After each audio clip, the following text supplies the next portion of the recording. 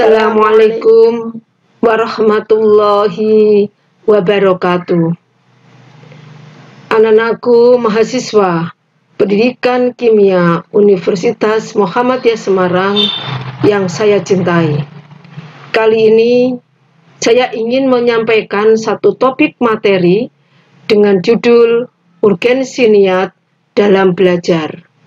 Materi ini Ibu ambil dari salah satu bab dari buku yang Ibu buat yang berjudul Pendidikan Karakter bagi Mahasiswa. Anakku semua yang saya cintai, pendidikan karakter ini kita awali ketika kita itu mau belajar adalah sebenarnya apa sih urgensi kita, niat kita di dalam kita belajar.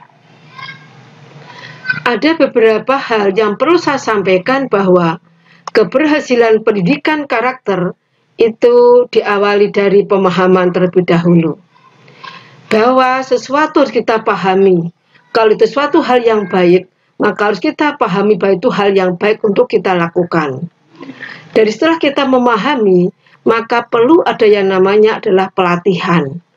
Kegiatan aktivitas untuk mengimplementasikan, melaksanakan apa yang menjadi pemahaman yang kita anggap, kita nilai itu adalah hal yang baik untuk kita lakukan.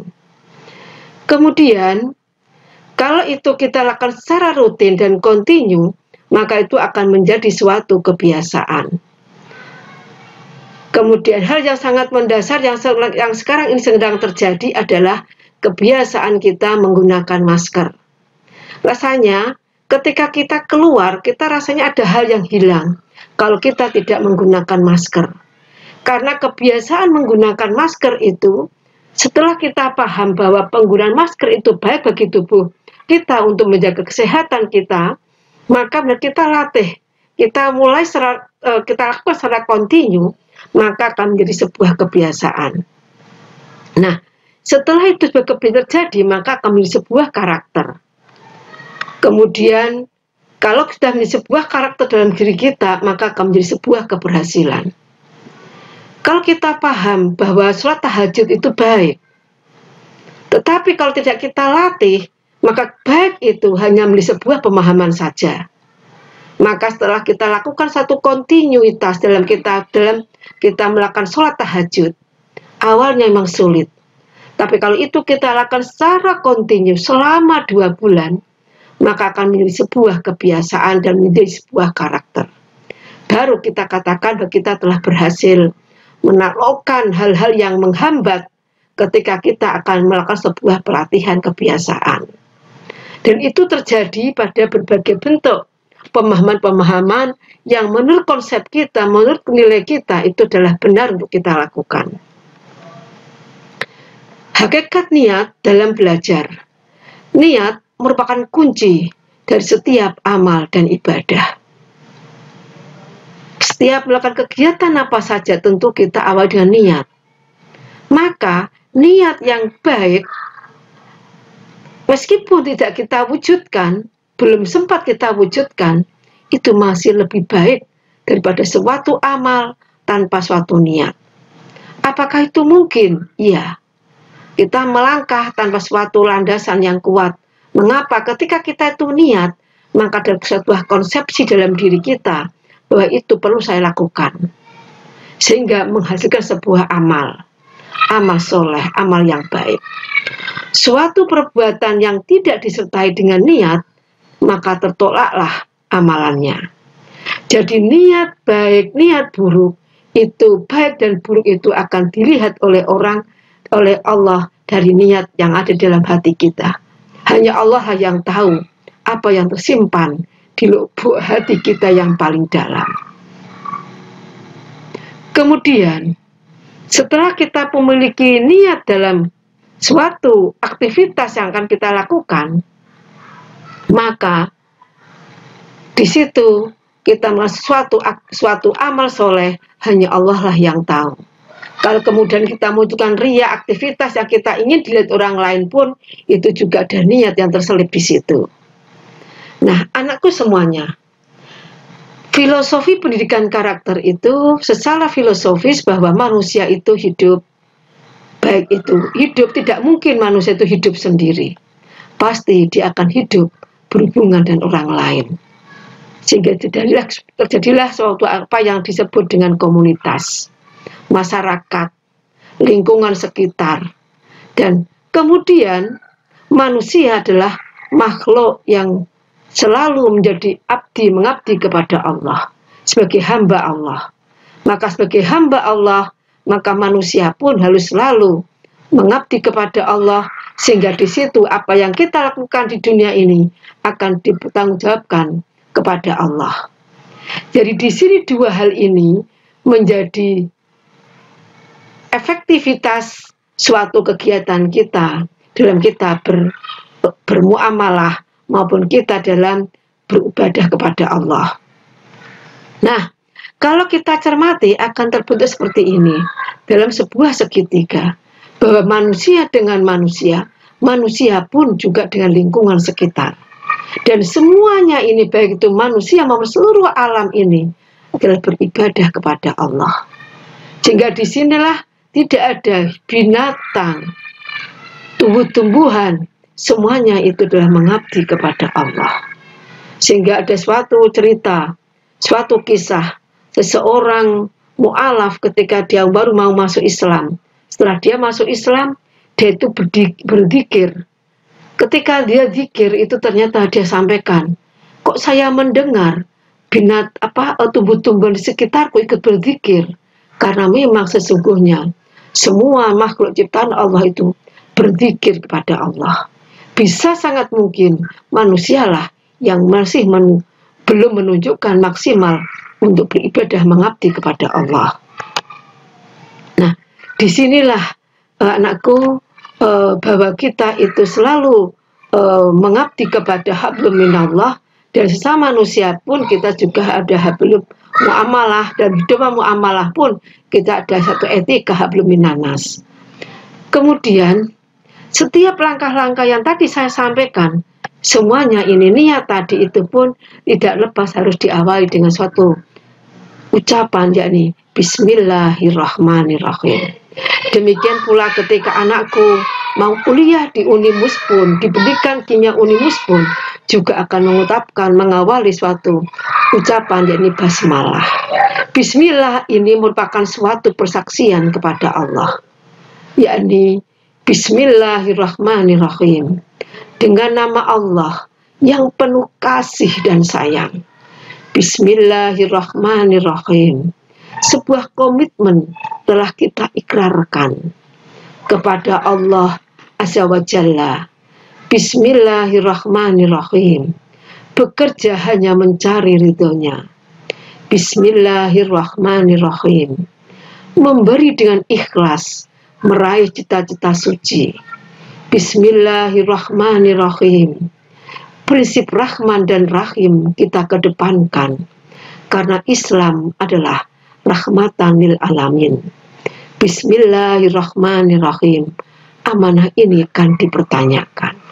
Jadi ketika kita berniat, kemudian kita ikuti Bismillahirrahmanirrahim, maka di situ ada suatu persaksian kita kepada Allah bahwa apa yang kita lakukan itu sudah sesungguhnya adalah amanah yang akan dipertanyakan, amanah yang harus kita lakukan, dan semuanya itu di dalam